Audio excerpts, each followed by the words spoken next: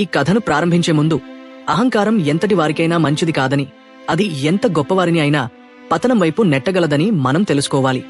అయితే పరమాత్మ శ్రీకృష్ణుడు తన భక్తులలో అహంకారం చూసినప్పుడు దానిని ఎలా అణచివేసి వారికి వినమ్రతను బోధించాడో తెలుసా? ఈ అద్భుతమైన లీలను మనం ఇప్పుడు తెలుసుకుందాం.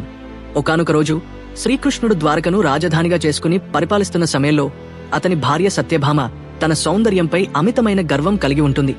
ఈ విశ్వంలోనే అత్యంత సౌందర్యవతిగా బ్రహ్మ తనని పుట్టించాడని భావిస్తుంది.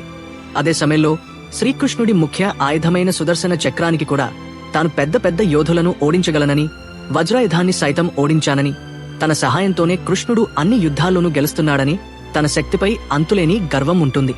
అంతేకాదు, శ్రీకృష్ణుడి వాహనమైన గరుత్మంతుడికి కూడా తన వేగంగా ఎగరగల శక్తిపై అపారమైన గర్వం ఉంటుంది. తనకన్నా వేగవంతమైనవారు లేరని, తను ఆకాశానికే రాజునని, చిటికలో కృష్ణుడిని ఎక్కడికైనా తీసుకెళ్లగలని అనుకుంటాడు.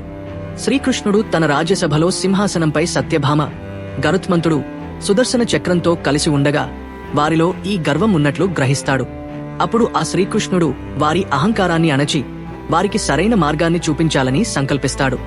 శ్రీకృష్ణుడు ముందుగా గరుత్మంతుడితో, గరుత్మంత, ఇక్కడి నుంచి కొన్ని యోజనాల దూరంలో గంధమాధవ పర్వతంపై హనుమంతుడు తపస్సు చేస్తున్నాడు.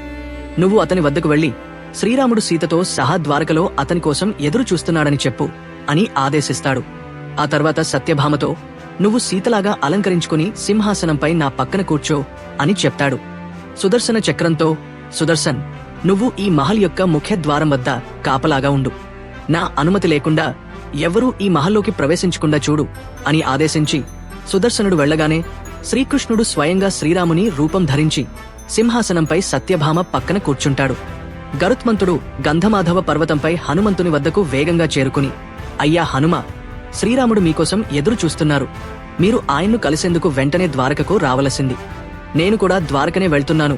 నాపైన కూర్చోండి, మిమ్మల్ని చిటికెలో శ్రీరాముని వద్దకు తీసుకువెళ్తాను అని అంటాడు. దానికి హనుమంతుడు వినమ్రంగా, నా ప్రభువైన శ్రీరాముని సందేశాన్ని నాకు చేర్చినందుకు ధన్యవాదాలు. మీరు వెళ్ళండి, నేను స్వయంగా వస్తాను అని అంటాడు. హనుమంతుడు తనతో రానందుకు ఆశ్చర్యపోయిన గరుత్మంతుడు తన వేగంపై ఉన్న గర్వంతో హనుమంతుడిని వదిలిగాలికన్నా వేగంగా ద్వారకకు చేరుకుంటాడు. కాని అతనికి మరింత ఆశ్చర్యం కలిగించేలా అప్పటికే హనుమంతుడు అక్కడికి చేరుకుని ఉండడం చూసి సిగ్గుతో తలదించుకుంటాడు. ఈ విశ్వంలో తనకన్నా వేగంగా ఎగరగల ప్రాణి హనుమంతుడే అని అప్పుడు అతనికి అర్థమవుతుంది. ఇంతలో శ్రీరాముని రూపంలో ఉన్న శ్రీకృష్ణుడు హనుమంతునితో, హే హనుమా, మహల్లోకి వచ్చేటప్పుడు నిన్ను ఎవరూ ఆపలేదా అని అడుగుతాడు. అందుకు హనుమంతుడు తన నోటిలోంచి సుదర్శన చక్రాన్ని బయటకు తీసి, ప్రభు, నన్ను క్షమించండి, సుదర్శన చక్రం నన్ను అడ్డగించింది. అందువల్ల అతన్ని నేను నా నోట్లో బంధించి మిమ్మల్ని కలవడానికి వచ్చాను అని చెప్తాడు. హనుమంతుడి మాటలు విని సుదర్శన చక్రం కూడా సిగ్గుతో తలదించుకుంటుంది. ప్రతిసారి తాను తన లక్ష్యాన్ని చేరుకోలేడని, తనను ఓడించగలవారు ఈ భూమిపైనే ఉన్నారని అప్పుడు దానికి అర్థమవుతుంది. గరుత్మంతుడు ఇంకా సుదర్శన చక్రాల అహంకారం పూర్తిగా దిగిపోతుంది. ఇంతలో హనుమంతుడు శ్రీరాముని రూపంలో ఉన్న శ్రీకృష్ణుడిని గుర్తించి, నేను మిమ్మల్ని గుర్తించాను ప్రభు, మీరు నా శ్రీరాముడే. ఈ యుగంలో మీరు శ్రీకృష్ణుడిగా జన్మించారు. క్షమించండి ప్రభు, త్రేతాయుగంలో మాత సీత మీ పక్కన కూర్చునేవారు. కాని ఈ జన్మలో ఎవరో దాసిని మీ పక్కన కూర్చోబెట్టుకుని ఇంత గౌరవం ఇస్తున్నారు అని అంటాడు. ఇది విన్న శ్రీకృష్ణుడు ఏమీ మాట్లాడకుండా సత్యభామ వైపు చూస్తాడు. సత్యభామ ఎంతో సిగ్గుపడుతుంది. సీతామాత ఎంత అందమైనదో అర్థమే ఆమె అహంకారం తొలగిపోతుంది. ఈ విధంగా భగవంతుడు తన భక్తుల అహంకారాన్ని హనుమంతుడిని పిలిచి తొలగిస్తాడు. ఇది శ్రీకృష్ణుని యొక్క అద్భుతమైన లీల.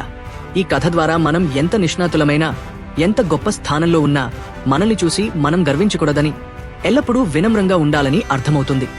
హరి ఇచ్చ ముందు ఏది నిలవదు. భగవంతుని సంకల్పం ముందు ఎవరి తెలివితేటలు, పథకాలు పనిచేయవు. ప్రతి ఘటన ఆయన ఇచ్చతోనే జరుగుతుంది. కాబట్టి మనం ఆయనపై తప్పక విశ్వాసం ఉంచాలి మరియు ధైర్యంగా ఉండాలి. ఈ అద్భుతమైన కథ మీకు నచ్చిందా? అయితే ఈ వీడియోను లైక్ చేయండి.